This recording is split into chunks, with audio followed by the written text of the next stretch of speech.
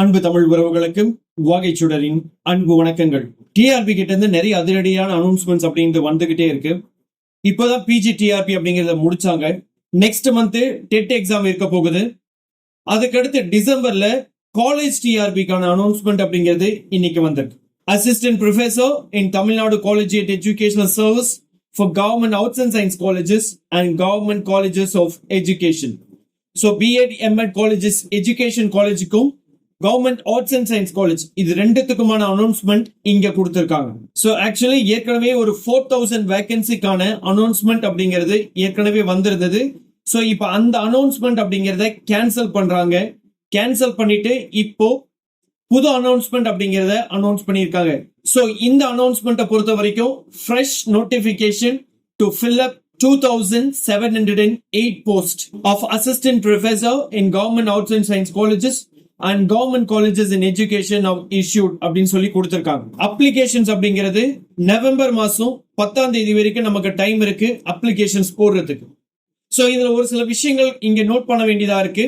The candidates who had already applied and paid the fees earlier in response to the notification. So previous notificationக்கு யாரெல்லாம் apply பண்ணி fees pay பண்ணி இருக்கீங்களோ அவங்க இந்த நோட்டிபிகேஷன்ல என்ன பண்ணணும்னா நீங்க புதுசா திரும்பவும் அப்ளிகேஷன் போடணும்.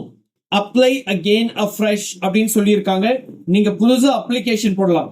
ஆனா ஒரு விஷயம், நீங்க ஏற்கனவே ஃபீஸ் பே பண்ணனால இதுல நீங்க ஃபீஸ் பே பண்ண வேண்டிய அவசியம் இருக்காது. You are exempted from paying the fees. So எவ்வளவு போஸ்ட்? 2708 போஸ்ட் அப்படிங்கிறது இருக்கு. உங்களுக்கான பே ஸ்கேல் அப்படிங்கிறது 57,700 ரூபாயில இருந்து 1,82,400 ரூபாய் வரைக்கும் இருக்கும். அதாவது நீங்க லெவல் 10ல வரீங்க. இது உங்களுக்கான பேசிக்கா இருக்கு. இதுக்கு மேல உங்களுக்கு டிஏ ஹெச்ஆர்ஏ எல்லாம் சேர்ந்து உங்களுக்கு நிறைய அமௌண்ட் வரும். ஸோ இம்பார்ட்டன்ட் டேட்ஸ் என்ன அப்படின்றத பார்த்துடலாம். ஸோ டேட் ஆஃப் நோட்டிபிகேஷன் அப்படிங்கிறது 16/10/2025. என்னையில இருந்து அப்ளை பண்ணலாம்னா நீங்க ஆன்லைன் மோட்ல அப்ளை பண்ணணும். Last day of submission of application அப்படிங்கிறது நவம்பர் மாசம் 10ஆம் தேதி லாஸ்ட் டேட். எடிட் ஆப்ஷன் அப்படிங்கிறது 11, 12, 13 3 நாளைக்கு நீங்க ஏதாவது தவறுதலான இன்ஃபர்மேஷன் கொடுத்திருந்தா எடிட் பண்றதுக்கு அந்த 3 நாட்கள் கொடுத்திருக்காங்க. தென் டேட் ஆஃப் எக்ஸாமினேஷன் அப்படிங்கிறது இது டென்டேட்டிவ் தான். ஸோ 20ஆம் தேதி டிசம்பர் மாதம் 20ஆம் தேதி உங்களுக்கு டேட் ஆஃப் எக்ஸாமினேஷன் அப்படிங்கறத கொடுத்திருக்காங்க. டென்டேட்டிவ் அப்படின்னு இங்க கொடுத்திருந்தாலும் மோஸ்ட் ப்ராபப்லி எலெக்ஷன் வரனால முன்னாடியே உங்களுக்கு எக்ஸாம்ஸ் எல்லாம் வச்சு எலெக்ஷனுக்கு முன்னாடியே எல்லாருக்குமே போஸ்டிங் போடணும் அப்படிங்கறதா எண்ணமா இருக்கும். அதனால இந்த டேட்லயே எக்ஸாம் வருவதற்கான வாய்ப்பு அப்படிங்கிறது இருக்கு. இந்த டேட் ஆஃப் இன்டர்வியூ அப்படிங்கிறது will be announced later அப்படின்னு சொல்லி கொடுத்திருக்காங்க. ஸோ டீடைல்ஸ் ஆஃப் வேகன்சிஸ் அப்படின்னு பாக்குறோம். ஸோ பேக்லாக் வேகன்சி அப்படிங்கிறது 72, ஷார்ட் வால் வேகன்சி அப்படிங்கிறது 3, கரண்ட் வேகன்சி அப்படிங்கிறது 2630. ஸோ டோட்டலா 2708 வேகன்சிஸ் இந்த இடத்துல கொடுத்திருக்காங்க. ஸோ இங்கே subject wise and community wise vacancies கொடுக்குறாங்க. இந்த பிடிஎஃப் நான் டிஸ்கிரிப்ஷன்ல கொடுக்குறேன். டவுன்லோட் பண்ணிக்கிட்டு இந்த டீடைல்ஸ் எல்லாத்தையுமே நீங்க ஈஸியா கோ த்ரூ பண்ணிக்கலாம். அடுத்து ஒவ்வொன்றுத்துக்கும் எவ்வளவு வேகன்சிஸ் இருக்கு. பயோ கெமிஸ்ட்ரிக்கு பாத்தீங்கன்னா 21, பயாலஜிக்கல் சயின்ஸ் எஜுகேஷனுக்கு 1 இருக்கு, பாட்னிக்கு 93 இருக்கு, பயோடெக்னாலஜிக்கு 5 இருக்கு, பிசினஸ் அட்மினிஸ்ட்ரேஷன் 4 இருக்கு, கம்ப்யூட்டர் சயின்ஸ்க்கு 182 இருக்கு, அதே மாதிரி கம்ப்யூட்டர் அப்ளிகேஷனுக்கு 67, கெமிஸ்ட்ரிக்கு 187, காமர்ஸ் 163 இருக்கு. ஸோ இது மாதிரி ஒவ்வொருத்தையும் நீங்க செக் பண்ணி பார்க்கலாம். இதுல பாத்தீங்க அப்படின்னா அதிகமான போஸ்ட் யாருக்கு இருக்கு அப்படின்னா இங்கிலீஷ் மேஜர்ல இருக்கிறவங்களுக்கு 406 போஸ்ட் இருக்கு. அடுத்து எக்கனாமிக்ஸ்னு பார்க்கும்போது 103 இருக்கு. அதே போல ஒவ்வொன்றுத்துக்குமே தனித்தனியா பிரிச்சு போட்டிருக்காங்க. ஜியோகிராஃபி 70, ஜியாலஜி 20 இருக்கு, ஹிஸ்டரிக்கு 71 இருக்கு, அண்ட் தென் ஹோம் சயின்ஸ்க்கு ஒரு 31 போஸ்ட் இருக்கு, மேத்ஸுக்கு பாத்தீங்க அப்படின்னா 205 போஸ்ட் இருக்கு, மைக்ரோ பயாலஜிக்கு 25 போஸ்ட் இருக்கு, நியூட்ரிஷனுக்கு ஒரு 23 போஸ்ட், பொலிட்டிக்கல் சயின்ஸ் 27, பிசிக்ஸ்க்கு 152 போஸ்ட் இருக்கு, தமிழ் பாத்தீங்கன்னா 309 போஸ்ட் இருக்கு, அதிகபட்சமா இங்கிலீஷுக்கு இருக்கு, அதுக்கு அடுத்து தமிழுக்கு 309 போஸ்ட் இருக்கு, கடைசியா ஜுவாலஜிக்கு பார்க்கும்போது 90. ஸோ ஆக மொத்தம் 2630 போஸ்ட் கரண்ட் வேகன்சிஸா இருக்கு. ஸோ அடுத்து குவாலிஃபிகேஷன்ஸ்ல ஏஜ் அப்படிங்கறத நம்ம பாக்குறோம். 1/7/2025 அன்னைக்கு 57 வயசு முடிஞ்சிருக்க கூடாது அப்படிங்கறதான் இதுல இருக்கக்கூடிய முக்கியமான announcement. So the candidates who have already applied in response to the notification number 12/2019, அந்த ஏஜ் ரிலாக்ஸேஷன் இங்கேயும் அப்ளிகபிள் ஆகுது. ஸோ டோன்ட் வரி, அந்த டேட்ல அப்ளை பண்ணவங்க அந்த ஏஜ் ரிலாக்ஸேஷனுக்கு என்ன கொடுத்திருந்தீங்களோ அது இங்கேயும் அப்ளை ஆகுது அப்படின்னு சொல்லி இருக்கிறாங்க. அடுத்து எஜுகேஷனல் குவாலிஃபிகேஷன்ஸ் அப்படிங்கிறது நமக்கு எல்லாருக்குமே தெரியும். ஸோ ஜென்ரல் கேட்டகரியில 55 மார்க்ஸ் எடுத்திருந்தா மட்டும்தான் நீங்க எலிஜிபிள் ஆகுறீங்க. அதே கம்யூனிட்டி வைஸ் பார்க்கும்போது SC, ST, MBC, BC, BCM எந்த கேட்டகரியா இருந்தாலுமே அவங்களுக்கு 5% ரிலாக்ஸேஷன் கொடுக்குறாங்க. அப்போ நீங்க 50% ஆஃப் மார்க் எடுத்திருந்தா நீங்க எலிஜிபிள் ஆகுறீங்க.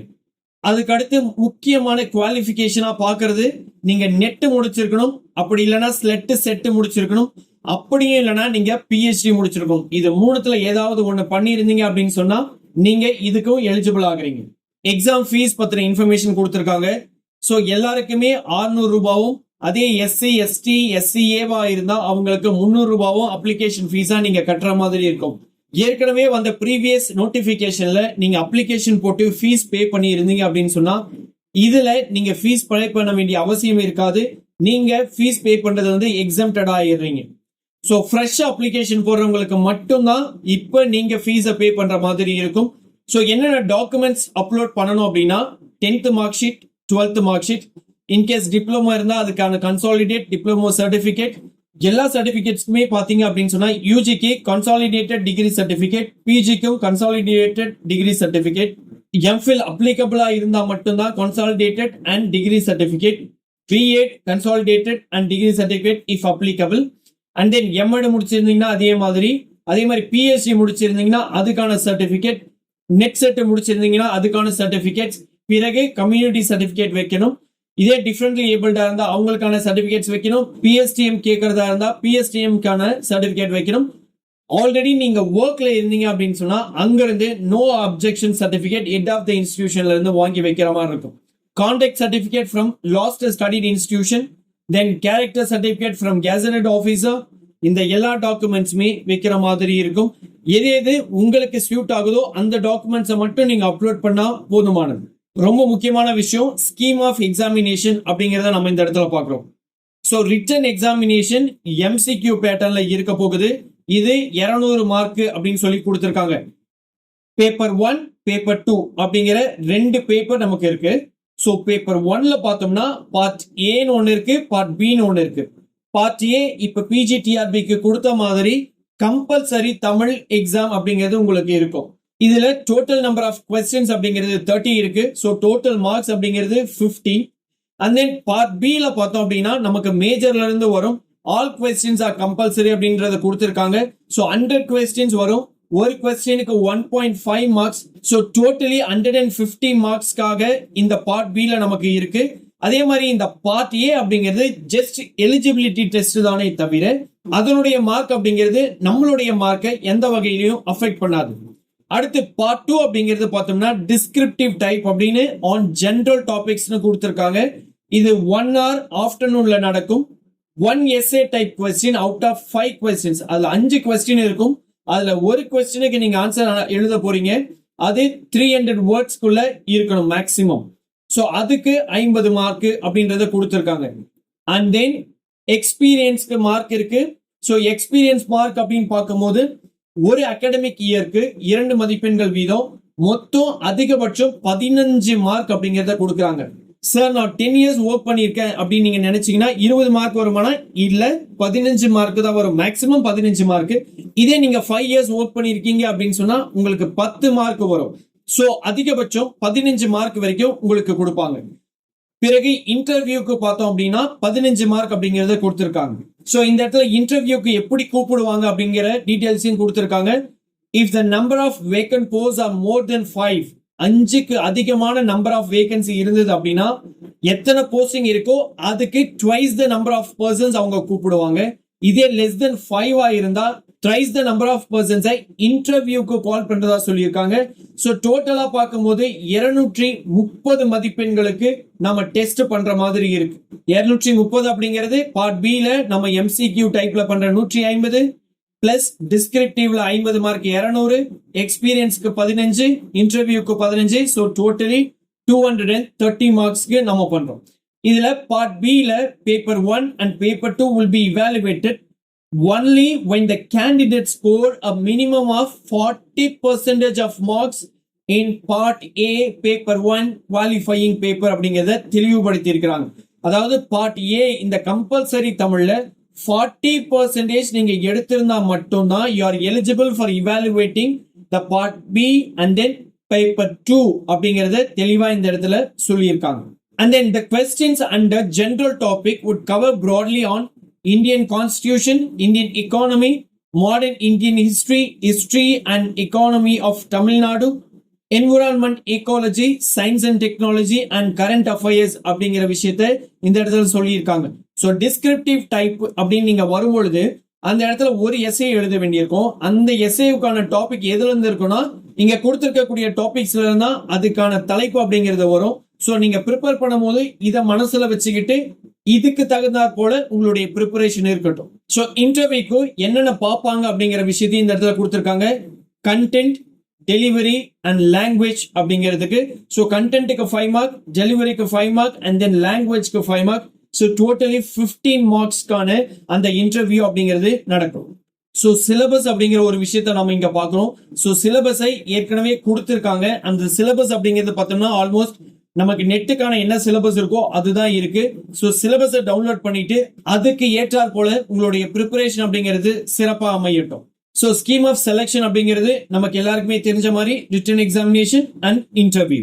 ரிட்டன் எக்ஸாமினேஷன்ல டேட், டைம் அண்ட் சென்டர் அப்படிங்கிறது நம்மளுடைய ஹால் டிக்கெட்ல வரும். அந்த ஹால் டிக்கெட் அப்படிங்கிறது எந்த கேண்டிடேட்ஸ்க்கும் இண்டிவிஜுவலா அனுப்பி வைக்க மாட்டாங்க. நாம டிஆர்பியோட வெப்சைட்ல தான் டவுன்லோட் பண்ணிக்கணும் அப்படிங்கறத இந்த இடத்துல தெளிவா சொல்லியிருக்காங்க. இன்கேஸ் ஏதாவது பிசிக்கலி சேலஞ்ச் கேண்டிடேட்ஸ்க்கு ஸ்கிரைப் தேவைப்படுதுன்னா நீங்க அப்ளிகேஷன் போடும் போதே தெளிவா மென்ஷன் பண்ணியிருந்தீங்கன்னா உங்களுக்கு ஸ்கிரைப் ப்ரொவைட் பண்ணுவாங்க. ஸோ ஜெனரல் இன்ஃபர்மேஷன் அப்படிங்கிறது இங்க கொடுத்திருக்காங்க.